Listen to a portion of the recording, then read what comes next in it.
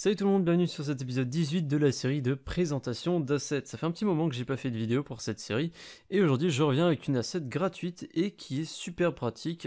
C'est un système que vous connaissez probablement tous. Cet asset s'appelle In-Game Notify System. Le nom est assez transparent, mais ça veut dire simplement un système de notification in-game. Rien qu'en se basant sur la description de l'auteur, je pense que ça va vous donner quelques idées. Un système de notification qui vous permet d'afficher un message quand vous le souhaitez, et vous pouvez afficher n'importe quel message. Un petit peu comme dans Oblivion, Skyrim ou la série Fallout. Alors je vais vous mettre quelques images à l'écran pour bien imaginer de quoi je parle. Ce sont simplement ces textes qui ont pour but d'informer le joueur de quelque chose. Alors ça peut être énormément de choses, ramasser un objet, un message d'erreur, un chargement, une sauvegarde, ça peut être absolument tout. L'avantage avec ce système, c'est que déjà il est gratuit, il est open source et il est facile à mettre en place. J'ai donc importé cet asset dans ma scène, donc on récupère un dossier qui s'appelle exqdev, alors je pense que c'est le nom de l'auteur. À l'intérieur on a In-Game Notify System, et j'ai simplement ouvert la scène exemple, donc la démo. Si j'appuie sur play, on voit qu'on a un message à l'écran qui nous dit d'utiliser les touches Q, W, E, R et T. Donc l'auteur a mis en place un système de test, donc lorsqu'on appuie sur une touche, on va afficher quelque chose. Je vais essayer ces différentes touches, et après je vais vous montrer un petit peu le système et un autre exemple que moi j'ai créé pour vous donner quelque chose qui serait plus proche de la réalité, on va dire. Donc si j'appuie sur Q, on a par exemple Hello qui s'affiche, si j'appuie sur W, on a Keycode W, si j'appuie sur E, on a un icône avec marqué Turning Off, si j'appuie sur R, on a My Message, et si j'appuie sur T, on a Invoke Immediately. Comme vous pouvez le voir, je ne sais pas si c'est uniquement chez moi, mais on peut voir que les messages sont un petit peu en dehors de l'écran. Alors j'ai trouvé une solution très simple à ça, donc c'est pas très compliqué. Je suis simplement allé dans la scène, on va fixer ça juste avant de passer à la suite, ça sera un peu plus agréable. Donc on a un canvas avec le Notify Manager qui est justement ce qui nous permet d'afficher ce texte, et je l'ai simplement un petit peu décalé vers en bas à droite. Et si maintenant je refais le test, on va pouvoir bien voir les messages qui s'affichent dans le coin supérieur gauche sans pour autant être coupés. Je vais peut-être juste un petit peu le remonter. Voilà. Je vais vous montrer un deuxième exemple avant qu'on parle du code. Alors je vais simplement désactiver ce panneau exemple, la main caméra. Je vais juste activer exemple 2. Si j'appuie sur play, vous voyez que j'ai un FPS controller que j'ai ajouté dans ma scène. Et vous voyez qu'ici j'ai mis un cube, et ce cube je peux le ramasser simplement en rentrant en collision avec. Donc il y a une fonction onTriggerEnter, et lorsque j'entre en contact avec ce cube, le cube disparaît, et vous avez vu en haut à gauche qu'il y avait marqué « Vous avez ramassé un cube ». Donc ça peut aussi vous donner des idées à ce niveau-là, quand vous ramassez par exemple un objet, si vous avez créé un système d'inventaire, que votre personnage peut ramasser des objets, ça peut être bien aussi d'afficher à l'écran directement pour prévenir le personnage de ce qu'il a ramassé. Plutôt que de vous montrer le script fait par l'auteur, je vais vous montrer le mien, qui je trouve beaucoup plus simple, sans surplus.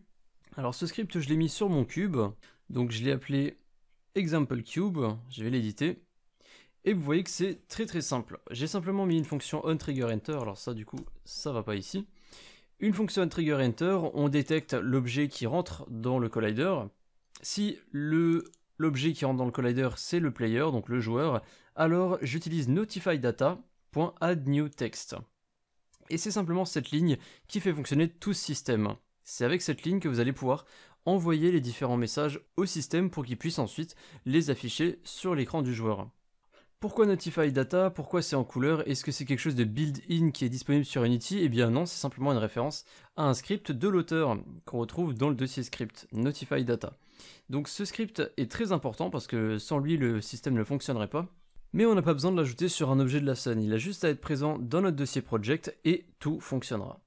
Revenons donc au script que j'ai réalisé à l'occasion de l'exemple d'avant.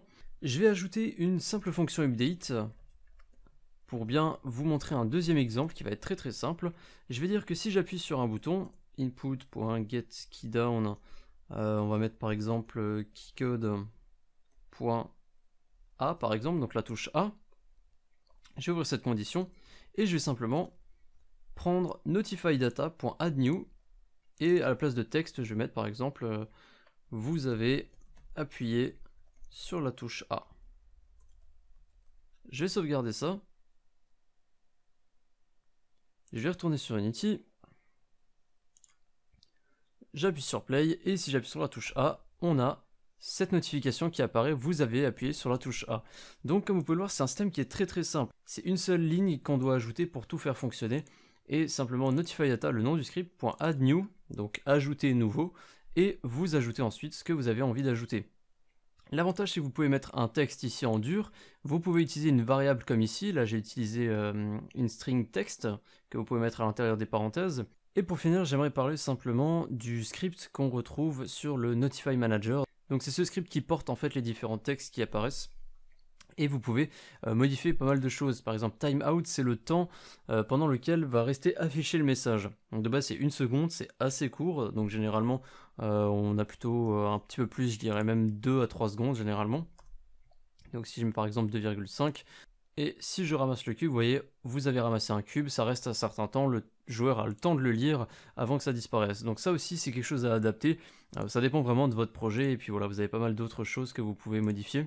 Vu que la vidéo est assez courte, je vais vous montrer comment importer le système dans un projet qui existe déjà. Vous allez voir que c'est plutôt simple. Donc je suis dans une scène des plus classiques, j'ai juste une caméra et une directional light. Donc je vais ajouter un canvas. Dans UI, canvas, ça va nous ajouter un event system aussi. Et ensuite, je vais importer dans les préfabs, vous avez Notify Manager. Je vais simplement le glisser dans la scène. Le glisser ensuite dans le canvas, et ensuite ce Notify Manager, je vais cliquer sur la roue dentée ici, et je vais mettre Revert to Prefab, ce qui va nous permettre de bien le placer de base en haut à gauche avec tous les paramètres qu'on a normalement par défaut. Après on a ce fameux problème du texte qui est un petit peu trop à gauche et qui sort un petit peu, alors je vais le décaler un petit peu par là, ça devrait être un petit peu mieux. Je vais dire que le texte va s'afficher pendant 2 secondes. Et maintenant je vais simplement ajouter le script de l'auteur directement, donc c'est example, comment il s'appelle, example notifies, je l'ai ajouté sur n'importe quel objet, je l'ai mis sur la caméra. Et maintenant si j'appuie sur play et que j'appuie par exemple sur Q, on a bien le message hello qui s'affiche, donc c'est bien les bonnes touches que l'auteur nous a ajoutées. Très simple, vous créez un canvas, vous ajoutez un Notify Manager, vous utilisez la roue dentée pour faire Revert to Prefab pour bien le placer avec les bonnes valeurs, et puis le système est fonctionnel. Il vous suffit ensuite d'ajouter cette fameuse ligne notifydata.addNew et ensuite le texte que vous voulez ajouter ou la variable si vous voulez afficher une variable. C'est tout pour cette courte vidéo, cette courte présentation d'assets. Je suis tombé dessus par hasard, c'est un système qui est très simple, mais c'est un système qui est surtout très pratique et qui est présent dans beaucoup de jeux. Donc je pense que ça peut être intéressant pour pas mal de projets. Allez, salut tout le monde, et à bientôt pour d'autres tutoriels.